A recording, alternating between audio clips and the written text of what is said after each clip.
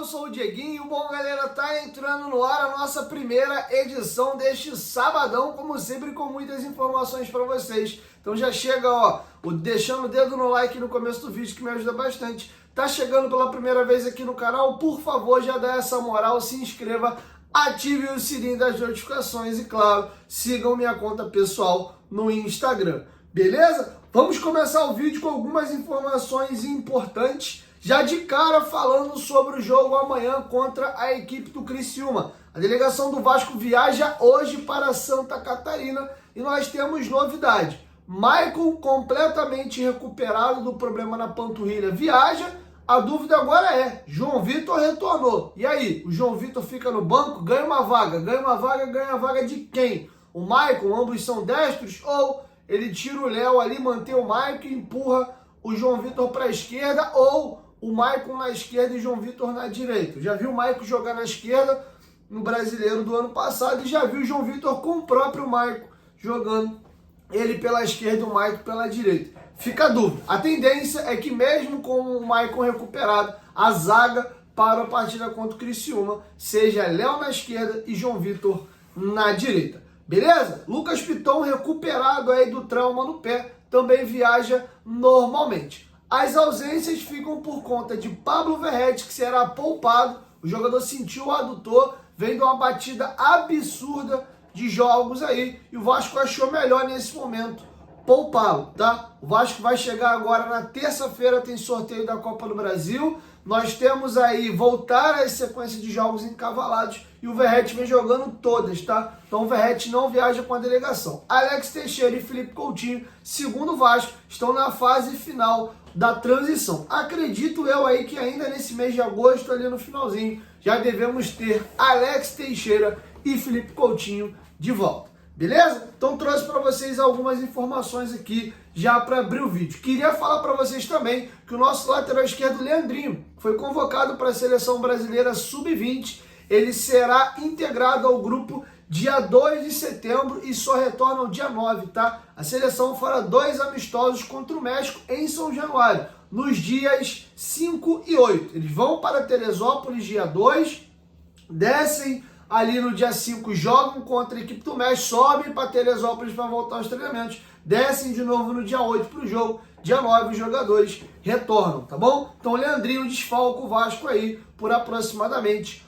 8 dias, beleza? Parabéns aí ao Leandrinho pela convocação. Queria também aproveitar e falar para vocês a respeito de janela, tá? O Ryan e seu staff recusaram a proposta que eles receberam aí da equipe do Anderlecht, tá? Proposta recusada, eles não quiseram nem ouvir. Agora, quem recebeu uma proposta também da Europa, tanto o Vasco como o staff do jogador analisam, é o Eric Marcos. Chegou uma proposta para ele para o Ludogorets, tá bom? Da Bulgária. Vamos aguardar aí se o negócio vai avançar ou não, tá? Antes de eu chegar algumas informações importantes também para vocês, uma breve pausa, tá? Chegou o sabadão, rodada brasileira, inclusive começou agora às 4 da tarde e nós temos 3 promoções, na verdade 2 bem legais para vocês se divertirem aí no final de semana. Amanhã, por volta de meio-dia, meio-dia e meia, temos um jogaço de Premier League, Manchester City e Chelsea. Você, se apostar na vitória do City, tá pagando 5.0. Você aí que é um fã de futebol inglês, dá uma olhadinha nessa odd para se divertir, beleza? E se o Vascão marcar um gol contra a equipe do Criciúma amanhã, lá em Santa Catarina, no Alberto Hilsen, tá pagando 4.0. As 2 promoções estão na descrição do vídeo aqui. Lembrando que se cadastrando lá na Betfair, você ganha aí até R$600 para fazer apostas grátis, 10 super cotações e 10 super preços. E o principal, você ajuda o Clube de Regatas Vasco da Gama, tá? Lembrando aí que a Betfair é patrocinadora master do Vascão da Gama e com ela nós temos o 3º maior patrocínio do país. A casa do Vascão é a Betfair e vascaíno tem que abraçar a Bet do Vascão, beleza? Betfair, parceira do canal Futebol. Se você quiser só se cadastrar e fazer outras bets, o link aqui no primeiro comentário fixado. Quer cair direto nas 2 promoções? Aqui na descrição do vídeo vai estar lá, Manchester City, Chelsea e também Vasco e Criciúma.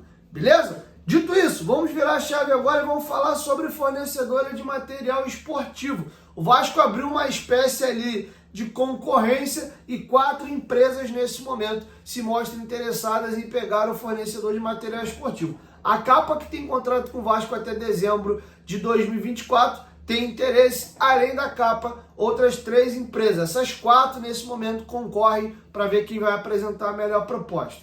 Puma, Nike e Mizuno, tá? Essas são as 4 concorrentes brigando pelo fornecedor de material esportivo do Vasco. Além da própria Capa, as outras 3 que eu mencionei. A minha queridinha, que me acompanha no meu dia a dia, 70%, 80%, sei lá, das coisas que eu uso, é Nike. Eu sou muito fã da Nike, então seria um sonho para mim ver a Nike vestindo aí o Vasco. A Puma também seria legal, acho que o Vasco tem que estar com as maiores e o que tem de melhor no mercado. Tem muito carinho pela Capa, nossa memória afetiva tá com a Capa, tem muito uniforme lindo, meu guarda-roupa inteiro aqui hoje é tudo Capa, mas gostaria de ver o Gigante aí com uma marca maior. Importante lembrar também que o mais importante de tudo mesmo é a grana, tem que ter uma boa proposta. Uma pincelada sobre a situação do Serginho. O Vasco emprestou o jogador até dezembro de 24, lembrando que ele tem contrato com o Vasco até dezembro de 25, e o Criciúma vai pagar 60% do salário dele, os outros 40% quem vai pagar o Vasco. Pô, Diego, é um absurdo. Ou é assim, meu amigo, ou não leva, tá? O Serginho chegou aí ganhando um alto salário no Vasco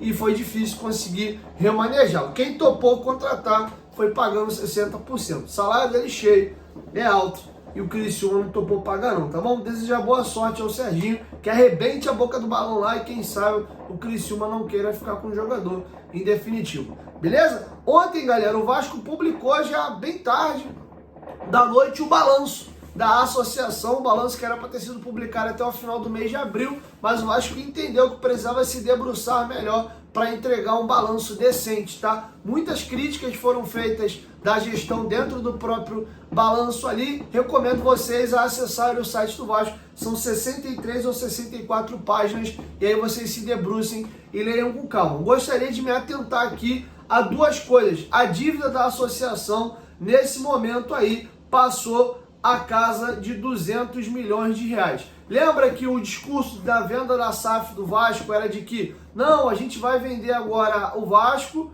né, a SAF do Vasco, e a associação vai ficar livre de dívidas, né? E aí a SAF assume até 700 milhões dessa dívida e aí toca o barco, né? Paga a dívida, investe no futebol, sendo que nessa brincadeira o Vasco ainda está com uma dívida enorme. Tinha muitas dívidas aí ocultas ou ainda não com martelo batido que estavam em julgamento.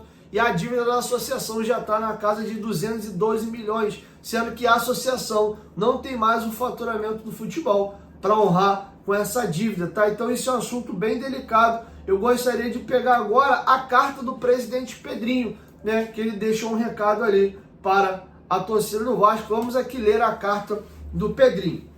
Vascaínos, me dirijo a vocês com o intuito de refletir sobre o ano de 2023, um período cheio de desafios na história do Clube de Regatas Vasco da Gama. O início de 2023 foi marcado pela notícia do falecimento do nosso ídolo Roberto Dinamite, que entristeceu todos os vascaínos. No campo, Dinamite transformou as vitórias e seus gols em marcos eternos na história do clube e na memória dos torcedores. Foi muito mais do que o maior artilheiro do Vasco. Figura respeitada no cenário do futebol, inspirou gerações de jogadores e vascaínos, tornando-se exemplo de profissionalismo, de paixão pelo Vasco e amor à camisa e aos valores da Cruz Malta, ao dedicar grande parte da sua vida ao nosso clube. Valeu, Roberto. Em novembro, fui eleito presidente do Clube de Regatas Vasco da Gama. Uma honra e uma grande responsabilidade. A partir do fim da eleição, assumi o compromisso de servir a todos os vascaínos, independente das preferências ou opiniões políticas. Me comprometi igualmente a assegurar transparência e a salvaguardar os interesses e o legado do Vasco da Gama, um clube que ultrapassa o esporte e seus limites físicos. Somos uma instituição com um papel relevante na sociedade. Desde nossa fundação, representamos valores sociais, culturais e econômicos importantes, combate ao racismo e ao elitismo, inclusão e respeito. Lutamos pelo fim da desigualdade social, promovendo educação e formando cidadãos que façam a diferença. Sou exemplo vivo do impacto que o Vasco proporciona na vida das pessoas.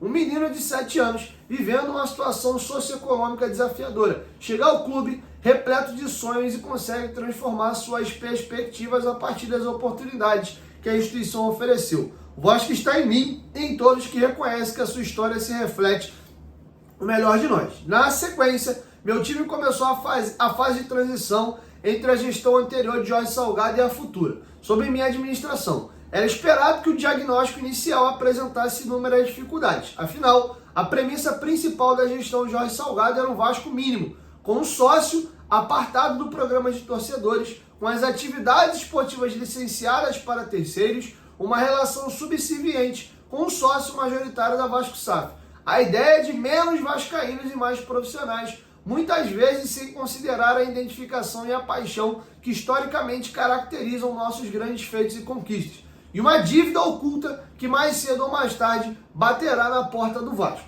Os prognósticos foram confirmados e a situação geral acabou sendo pior do que o esperado. As certidões negativas, que supostamente seriam liberadas rapidamente, nunca chegaram perto de serem emitidas. Como esperar resultados competitivos do esporte olímpico e paralímpico se estavam abandonados à própria sorte, sem o apoio da diretoria anterior ou vivendo de iniciativas individuais? Tá aqui um questionamento. O Vasco era um oásis, o basquete era um oásis no meio da aridez esportiva do clube. Fica aqui o reconhecimento aos atletas, comissão técnica, funcionários e parceiros que honraram a camisa do Vasco da Gama nas quadras. A manutenção das sedes era reativa e sem pensar nos sócios, os principais usuários desses aparelhos. O risco de acidente grave era iminente. Do atendimento à valorização, o quadro de sócios, principal receita da associação, encontrava-se à deriva, esperando os seus benefícios nos jogos de futebol e sua vida social serem subtraídas até o dia do seu desaparecimento. As receitas eram verdadeiras migalhas que o Vasco SAF repassava em um desequilíbrio que em nenhuma relação institucional saudável é visto. No todo, não havia horizonte. Se faltaram recursos à associação, sejam eles financeiros e estruturais, sobrou empenho dos funcionários e colaboradores que sustentaram o clube com seus esforços. Fica aqui meu agradecimento a todos. Sobre o Vasco SAF, principal ativo patrimonial do Vasco, a relação com o sócio majoritário tinha uma clara dificuldade de comunicação. O problema aumentava quando o Vasco solicitava informações inerentes ao negócio Vasco SAF. Números básicos como folha salarial, custos, receitas, investimentos, redução da dívida, planejamento esportivo e objetivos de conquista e de competição só eram apresentados se o pedido fosse protocolar. Uma medida que progressivamente distanciava a associação e a 777 de um objetivo em comum. A cobrança não era bem vista pelo sócio majoritário. Contudo, meu compromisso expresso de campanha de fiscalizar e contribuir com a Vasco SAF é inegociável. Sempre buscarei a defesa dos interesses do Vasco na Vasco da Gama SAF. Por fim, diante do contexto que a associação vive e para que a sua perpetuidade aconteça, longe dos problemas que viveu nas últimas décadas, alguns projetos serão prioridade na minha gestão. 1. A reforma de São Januário, que vai gerar receitas que diminuirão nossa distância em relação aos nossos rivais e dar conforto para que nosso torcedor mereça, sem perder a atmosfera do estádio. A valorização do sócio com plano de benefícios adequado ao perfil do vascaíno. 3. A obtenção das certidões negativas para impulsionar os projetos incentivados, esportivos e sociais. 4. A criação de modalidades olímpicas e paralímpicas capazes de competir ou fazer a diferença através de seu papel social. 5. Aumentar os investimentos no Colégio Vasco da Gama para oferecer cada dia mais educação de qualidade para nossos alunos. 6. A geração de novas receitas através de novos parceiros e a novas oportunidades comerciais ancoradas na marca Vasco da Gama e a manutenção das sedes vascaínas para que as atividades sociais sejam oferecidas aos sócios e à família vascaína. Para finalizar, não posso deixar de lembrar que o Vasco da Gama sempre superou seus desafios quando todos os vascaínos se uniram. Portanto, convoco todos os vascaínos a se unirem com um espírito de determinação para superar os desafios que o nosso clube enfrenta. Neste momento crucial, é fundamental que deixemos de lado quaisquer diferenças e trabalhemos juntos para fortalecer o Clube de Regatas Vasco da Gama. A presidência está aberta para ouvir e acolher a colaboração de todos os vascaínos, reconhecendo que a nossa união é imbatível e essencial para recolocar o Vasco no trilho da sua história. Saudações vascaínas, Pedrinho, presidente do Clube de Regatas Vasco da Gama, tá bom? Então tá feito o registro, tem uma carta administrativa, balanço patrimonial.